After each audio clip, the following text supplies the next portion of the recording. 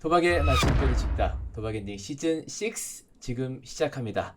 네, 반갑습니다. 저는 방송 타짜 이성혁이고요. 마지막 배팅이 12년 전 마카오에 있었던 마카오 김입니다. 네, 마카오 김님. 네. 오늘 또 특별한 분들이 오셨어요. 네. 제가 너무 뵙고 싶었던 분들. 게다가 구독자가 네. 20만, 10만 우리 유튜버 분들 모셨습니다. 아, 나름 유명한 분들입니까? 그럼요. 전 초면이거든요, 사실. 네. 아니, 도박 끊으면 사실은 그 여러 가지 철학적인 고민들. 네. 도박을 멈춘다고 끊어지는 게 아니잖아요. 음. 중독에서 벗어나려면 결국은 철학적인 고민들이 필요한데 네. 오늘 철학 유튜버 분들을 모셨습니다. 도박을 끊기 위한 많은 사색들이 필요한데 그 사색을 도와주는 도우미분들 모신 거군요. 맞습니다. 네, 소개를 좀 해주시죠. 네, 일단 춘코의 철학, 춘코 선생님, 제갈건 채널의 제갈건님 이렇게 두 분 모셨습니다. 네, 어서 오십시오.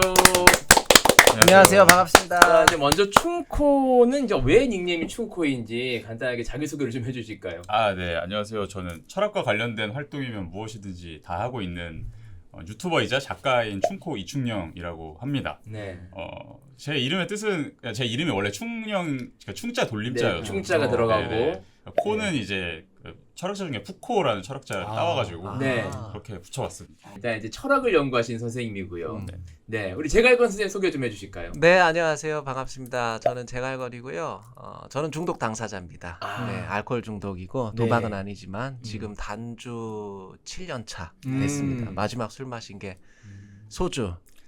네, 마지막으로 마시고 이제 7년 차 됐고요. 네. 지금 이제 중독 공부를 하고 있는데요. 저는 중독자들 옆에 있어주는 거. 네. 사실 그 옆에 있어주는 것만으로도 굉장히 힘들 때가 있거든요. 네. 왜냐하면 배신감 느낄 때도 있고 진짜 다 때려치고 다 절규하고 싶을 때도 있고 그렇지만은 그 옆에 있을 수 있는 거 끝까지 그게 제 삶의 작은 목표라면 지금은 네. 목표입니다.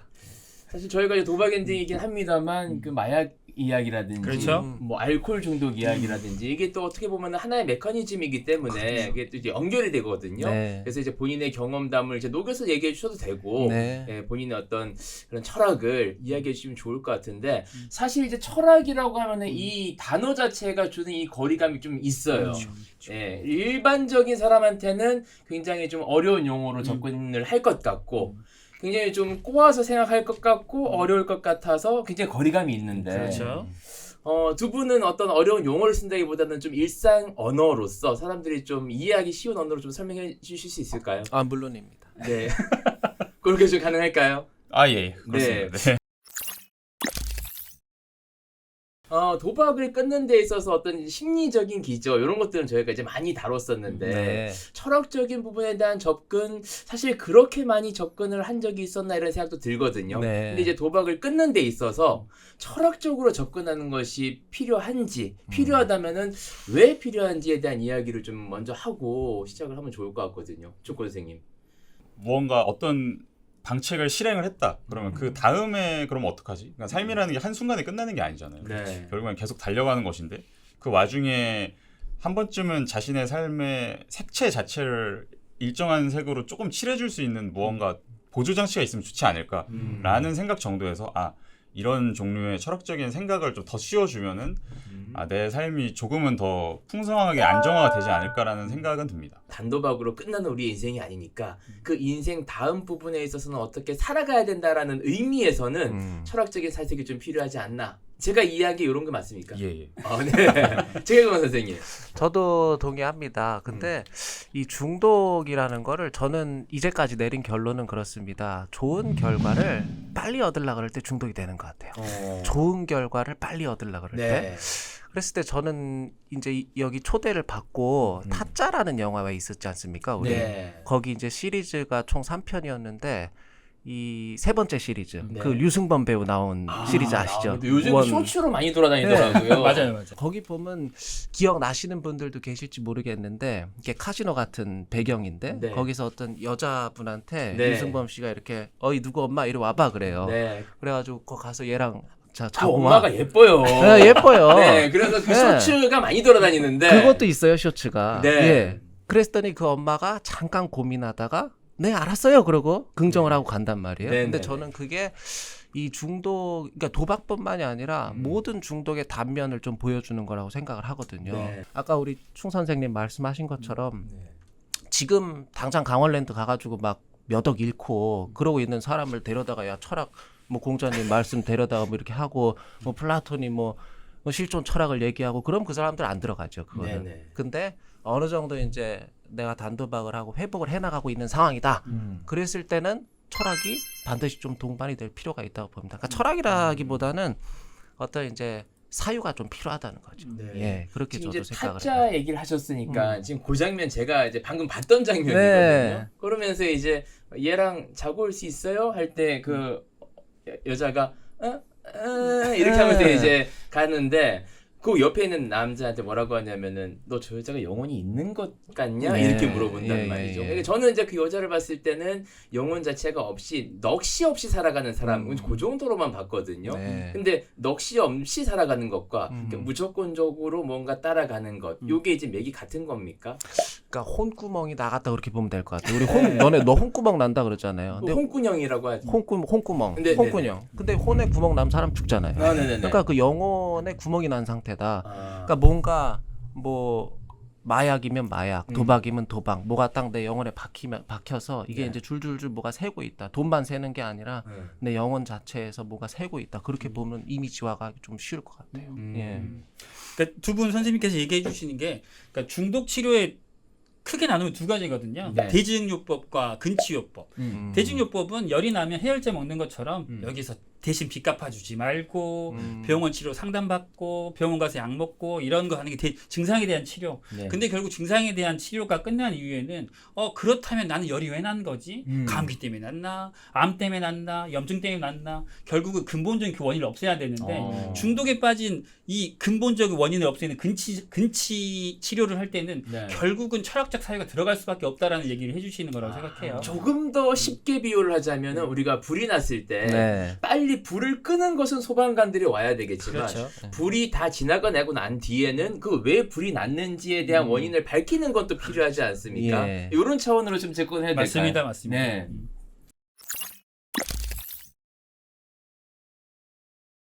내가 도박 충동이 올라왔어요. 그 충동을 따르고 싶지 않아요.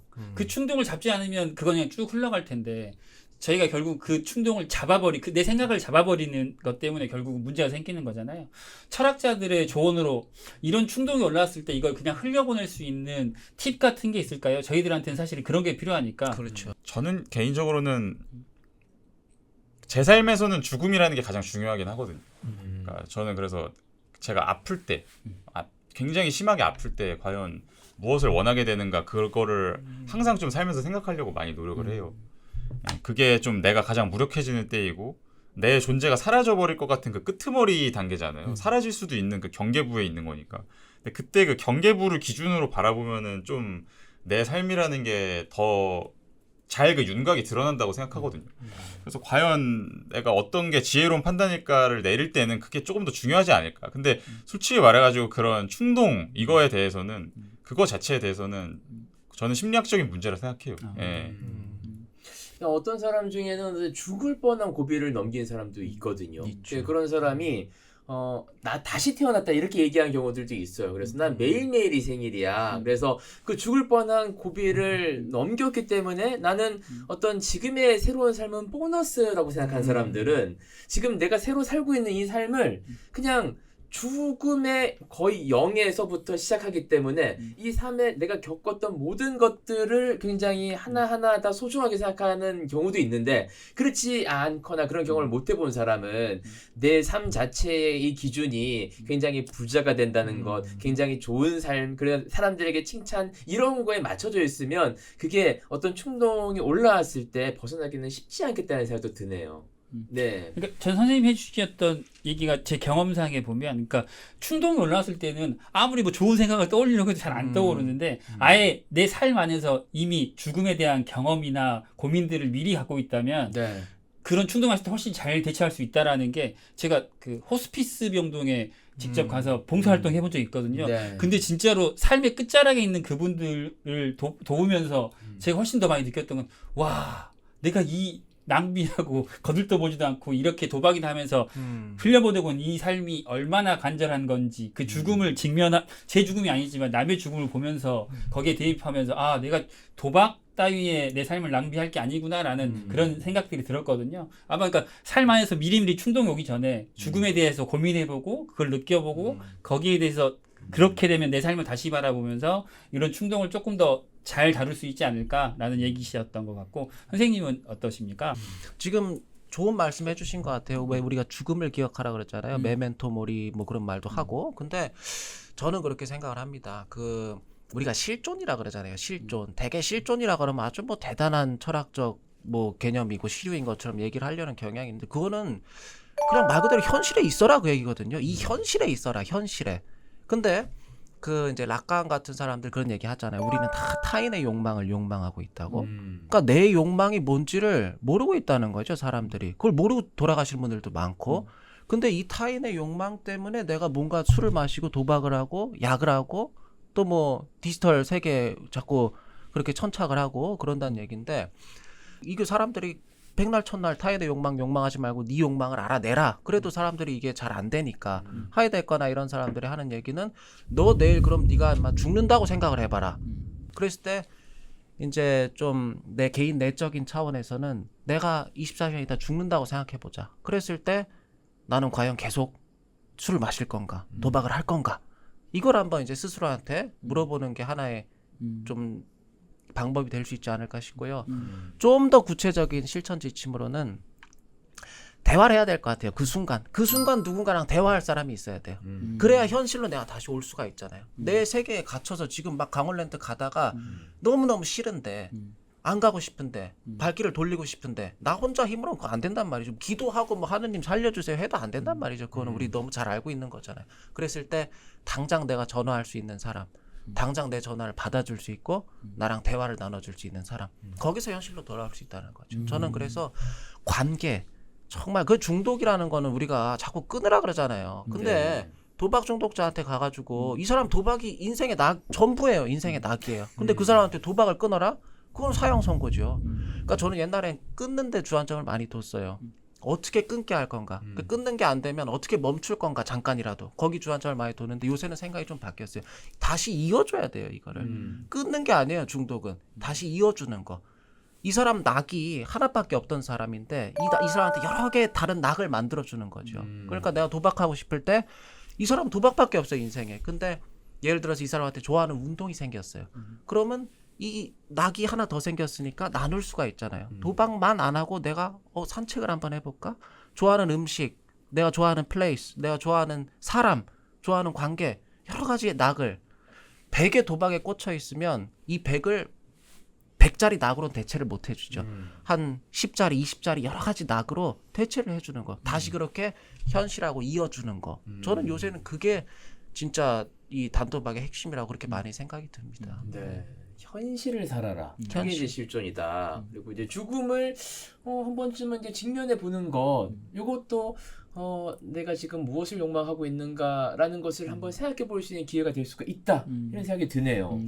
저희가 실제로 상담할 때 항상 얘기하는 게 충동 오실 때 할 수 있는 대처법, 연락할 수 있는 연락망을 몇 개 갖고 있느냐. 그게 너의 회복의 지침이다라고 얘기하거든요. 네. 그게 이렇게 표현하시는 게 되게 좋네요.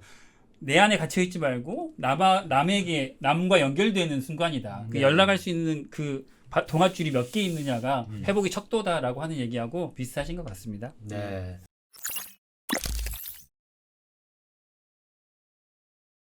자, 우리 도박 엔딩에 찾아오시는 출연자분들이 항상 하는 말, 그리고 상담해 주신 분들도 항상 하시는 말들이 도박은 아까 말씀하셨던 것처럼 끊기가 거의 어렵고 바닥을 쳐야 된다 이런 얘기를 하거든요. 바닥을 쳐야 그 바닥을 딛고 올라올 수 있다 이야기 하는데 바닥이라는 것을 혹시 철학적 관점에서 본다면 그건 무엇인가? 우리 그냥 일반적인 저로서는 그냥 머니가 떨어진 거, 그 정도 수준이거든요. 그리고 빚을 많이 진 거, 뭐 그 정도 수준으로 이제 바닥을 생각하는데 우리 철학자가 보시는 그 바닥의 의미는 무엇인지, 그리고 바닥을 치고 올라오는 것은 또 무엇인지에 대한 설명이 가능할까요? 주요 개사전에 보면은 네. 궁이거든요. 동양으로 치면은 바닥을 친다는 거는 네. 이제 뭐 히팅 바텀 뭐 그런 얘기도 하지만은 궁이거든요. 궁. 내가 궁해진 상태. 네. 그러니까 돈뿐 아니라 마음도 궁하고 그냥 나 너무 지금 뭐 궁핍하고 정말 궁해진 상태. 근데 주역이 얘기하는 거는 궁하면 궁즉 변이다. 궁하면 변하게 된다. 그리고 변하면 통하게 된다는 거죠. 내가 너무 궁해진 거는 이 현실에서 통하지 않기 때문에 궁해졌는데 그래서 너무 궁하다 보니까 변하기로 마음을 먹고 조금씩 변화해 나가다 보면 현실하고 접점이 생기기 시작한다는 거죠. 그러면 통즉구 통하게 되면 오래 갈 수 있다 그 얘기죠. 그러니까 회복에도 정확하게 이게 회복에도 많이 접목이 될 것 같아요. 정말 내가 밑바닥을 쳐서 궁한 상태죠. 그래서 진짜 더 이상 이렇게는 안 되겠다. 이건 사람 사는 게 아니다 해서 뭐라도 변화해보자 해서 변했을 때 서서히 세상 이 현실과 통하는 접점 내 세상에서 나와서 현실과 통하게 되는 거 바람이 들어오기 시작하는 거죠. 이제 내 네. 안으로 이 세상의 바람이 세상 사람들하고 이렇게 살아가고 있었구나 다른 사람들은 통하게 되면 그 회복은 오래 지속될 수 있다. 그러니까 저는 그렇게 봅니다. 궁즉변, 변즉통, 통즉구 이렇게 해서 통즉구. 예. 네. 네, 뭐 기차는 길다 이런 식으로 이제 연결이 됐네요. 네, 약간 그런. 네. 그러니까 이제 바닥을 친다는 의미가 일단 궁하다라는 느낌. 그게 금전적이든 이제 감정적이든 그렇죠. 거기서부터 시작을 해야 변화가 시작이 되고 변화가 시작이 되는 것이 또 오래 갈 수 있다. 네. 말씀이신 것 같습니다. 네, 바닥 네. 친다라는 거 어떻게 받아들이면 될까요? 네, 바닥이 뭘까요? 바닥이 뭘까? 더 이상 나아가지 못하는 지점. 이런 식으로 생각을 하셨는데 어떤 게 나아가지 못하는 거는 저는 반드시 바닥이라는 거를 전제하진 않는 것 같아요. 우리가 일반적으로 생각하는. 그러니까 이 어떤 물체가 이렇게 떨어지고 있을 때 바닥을 만나면 더 이상 떨어지지 않겠죠. 근데 바닥을 만나지 않더라도 그 상쇄하는 힘이 반대 방향에서 작용하면은 더 이상 떨어지지 않잖아요. 네. 정지하게 되잖아요. 그거를 그래서 그 정지하게 됐다라는 거를 우리가 과연 바닥을 만났기 때문에 그랬다라고 말해야 할지 아니면은 무언가가 위에서 끌어당겼기 때문이어서 그랬다고 봐야 될지 저는 후자라고 말해야지 더 맞지 않을까 싶거든요. 어디까지 떨어졌을지는 사실 모르는 것 같아요. 그 바닥이라는 건 아까 말씀하신 것처럼 사람에 따라서 더 나아갔을 수도 있는 거고 나도 사실은 더 나아갔을지도 모르는 거고 약간의 아주 조금의 미세한 상황 변화라든지 환경 변화만 있었다면 더 나아갔을 수도 있는 건데 근데 그럼에도 불구하고 내가 더 이상 나아가지 못하도록 하는 내가 받은 교육이라든지 이 사회 또 아까 많이 말씀하신 주변 사람들 뭐 그런 여러 가지 힘들이 상쇄를 해줬던 게 아닐까. 그래서 그렇게 보는 게 더 낫지 않을까 싶어요. 좀 덧붙여서 그러면 인간이 변할 수 있는가에 대한 얘기에 대해서 어떻게 얘기해 주실 수 있는 게 있을까요, 선생님?